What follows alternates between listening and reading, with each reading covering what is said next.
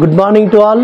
పరమ తండ్రి యెహోవా ఎలోహిం తన సన్నిధి కాంతి మన మీద ప్రకాశింపజేసి ఆయన మనల్ని తన యొక్క శాంతి సమాధానంతో నింపుడుగాక. పరమ తండ్రి పిల్లారా, ఆ పరమ తండ్రి తన యొక్క సన్నిధిలోని మేలు చేత మనం తృప్తిపరుస్తున్నాడు. అనుదినము కూడా ఆత్మీయంగా ఆయన యొక్క వాక్యం చేత మనల్ని బలపరుస్తూ వస్తుంటున్నాడు.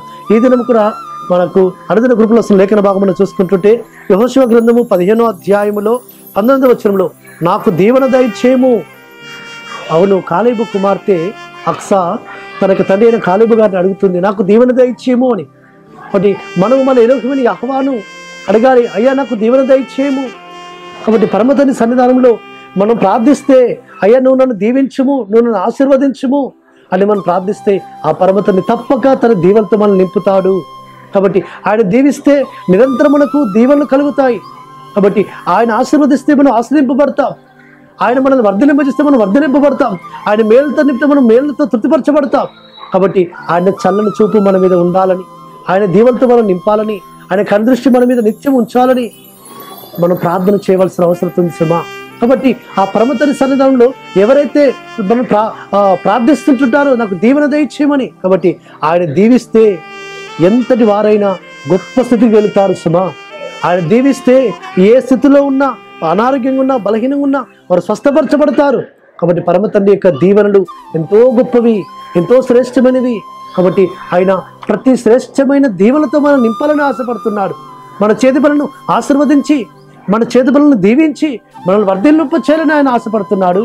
మన యొక్క ప్రతి ఒక్క ఆహారమును ఆయన దీవించి మనం తింటున్న ఆహారము ద్వారా మనకు ఆరోగ్యం కలగ చేయాలని ఆ పరమ తండ్రి ఆయన ఆశపడుతూ వస్తుంటాడు. కాబట్టి మనం ప్రార్థించాలి, మన యొక్క చేతి పనులను దీవించుము తండ్రి, మా ఆహారమును దీవించుము తండ్రి, మేము చేస్తున్న ప్రతి పనిని కూడా అయ్యా మీరు జ్ఞాపకం చేసుకొని మా చేతి రాబడిని దీవించుము తండ్రి. ఆయన దీవిస్తే 30ంతలుగా, 60ంతలుగా, 100ంతలుగా క్రమక్రమంగా అది దీవింపబడుతుంది. ఆ దీవింపబడితే అది ఎంతో ఉన్నతమైన స్థితిలో మనం చేర్చబడతాం. కాబట్టి యెహోవా ఆశీర్వాదం ఐశ్వర్యం ఇచ్చును, యెహోవా దీవెన గొప్ప స్థితి మనం చేరుతుంది సుమా. కాబట్టి ఈ లోకంలో పరమ తండ్రి దీవెనల కొరకు, పరమ తండ్రి ఆశీర్వాదముల కొరకు మనం ఆయన సన్నిధికి వెళ్ళి ప్రార్థన చేయాలి. ఆయన ప్రార్థన వినే నాథుడు ఆయన, ఆ ప్రార్థనకు జవాబిచ్చే నాథుడు ఆయన, ఆ ప్రార్థన సత్వరం ఇచ్చే నాథుడు ఆయన. ఆ ప్రార్థనకు ఆయన జవాబిస్తే మనం ఎంతో గొప్ప స్థితిలో ఉంటాం. అట్టి విధంగా పరమ తండ్రి తన దీవెనలతో మనల్ని సమృద్ధిగా నింపి మనల్ని ఆయన వృద్ధి పొందించుగాక. ఆ ప్రార్థన చేసుకుందాం. పరలోకమందున్న మా తండ్రి సర్వోన్నతుడా, మీరు దీవిస్తే మేము దీవించబడతామని ఆయన. కాబట్టి మీ దీవెనలను కోరుకుంటున్నాం.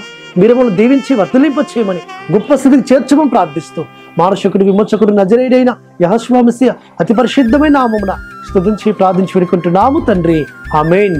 సర్వోన్నతుడు సర్వాధికారి యెహోషువ మెస్సియా దీవెన సమృద్ధిగా మనకు కలిగి మనల్ని ఆయన నడిపించి, ఆయన మనల్ని స్వస్థపరిచి, ఆయన మనల్ని బలపరచును గాక. ఆమేన్.